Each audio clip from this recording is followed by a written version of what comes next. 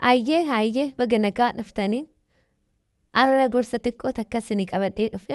Gorsi kun ani immoo baay'ee isin caala beekee doon ta'een beekumsa guddaa qabaadhee doon ta'een ani wanta arguu fi wanta laalu tokkoo fi wanta miidiyaa irraa dhagahu tokko isin gorsuun barbaada.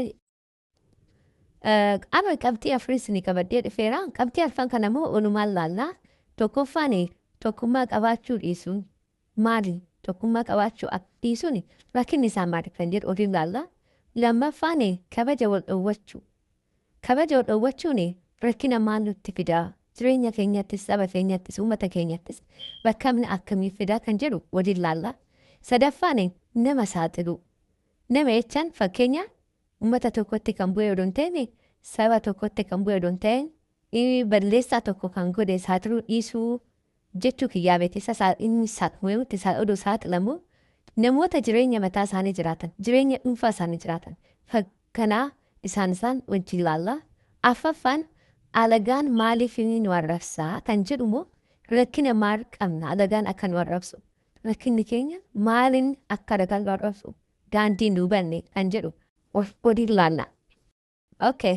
Tokkoffaan tokkummaa qabaachuu dhiisuu jechuun maali kan jedhume waliin ilaallaa waliin haasa'u.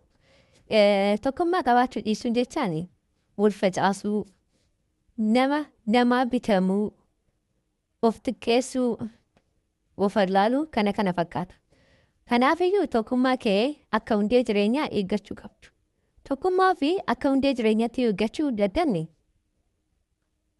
bakka tokkummaan hin jirretti wanta barbaaddu argachuu hin dandeessu. Maaliif tokkummaan hundee jireenya keenyaati. Jireenya keenya kan jiraannu yoo tokkummaa qabaatte, yoo tokkummaa kee eeggatte jiraachuu dandeecha. Tokkummaan hundee jireenyaati. Akkuma jiraannu kan tokkummaan waliin qabataa jechaadha. Ani tokkummaa fi jireenya waliin qabsiisee ilaalla. Bakka tokkummaan hin jirre tokko ani jiraachuu hin danda'u jechaadha. Tokkummaan baay'ee isin barbaachisa. Waliin jiraachuutis namaan biraatiifis ta'e hundumaafiyyuu tokkummaan barbaachisaadha. Kanaafiyyuu tokkummaa keessan jabeeffadhaa isiniin jedha. Lammaffaan kabaja wal dhowwachuu maal jechaadha? Kabaja wal dhowwachuu jechuun maal jechaadha? Baay'ee barbaachisaadha. Isa kanarratti amma waliin jizee haasofnu. Kabaja wal dhowwachuu jechaan nama kee kabajuu wal dhowwatte yoo saaxifte, salphiste yoo arrabsite akka alagaan balbala ittiin argatee saba keessan akka saatuun isa godhaa jechaadha. Ittiin arrabsa balbala argata. Kabaja yoo nu dhowwanne namoonni biraas immoo isa kabajuu hin danda'u. Yoo nu kabaja keenya ofirratti eegganne matuma keenya kabaja iyyuu eeggachuu qabna jechaadha. Ittaanee ani kabaja saba kiyyaa sirriitti ni eeggadha. Kabajni saba kiyyaa barbaachisaadha. Ani saba kunan kabaja. Saba balleechaa soo qaba. Dollaalaa soo ta'e. Beekumsa yoo dhabe ani kabaja isaa akka nama beekaa tokkotti.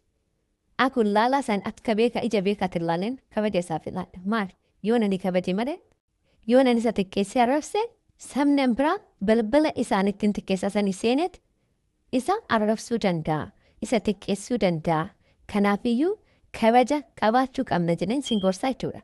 Kabajni saba keetiif kabaja qabaadhu. Saba kee akka ofiitti jaalladhu. Saba kee isin saba kee hin arrabsin balbala alagaadhaa fi hin banin jedhanii si gorsuun barbaada. Arfaffaan alagaan maaliif nu arrabsaa kan jedhu waliin ilaallame. Alagaan maaliif nu arrabsaa? Yeroo hundumayyuu alagaan yeroo nu arrabsu namni itti dhaga'amne tokko hin jiru. Hunda keenyatti hin dhaga'ama. Akka nama tokkotti lapheen keenya hundumayyuu natti dhaga'ama lapheen na jaba. Maaliif nu arrabsa? Sababni inni itti nu arrabsu rakkina isaaniiti moo rakkina keenya moo jennee ilaaluu qabna. Rakkina keenya jennee yeroo ilaallu tokkoffaa akka natti mul'ateeti walii galtee nu walii qabnu hin hubatu.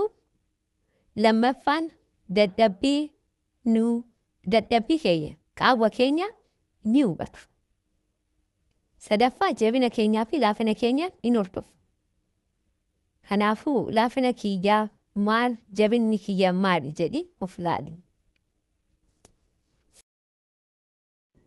Gabaabumatti akka isinii barumsa irraa argattanii abdiin qabaa. Xiqqaattus barumsa irraa argattu. Wal jabeechaa, wal gargaaraa, wal jaaladhaa, Bye. Share like hinaa godha.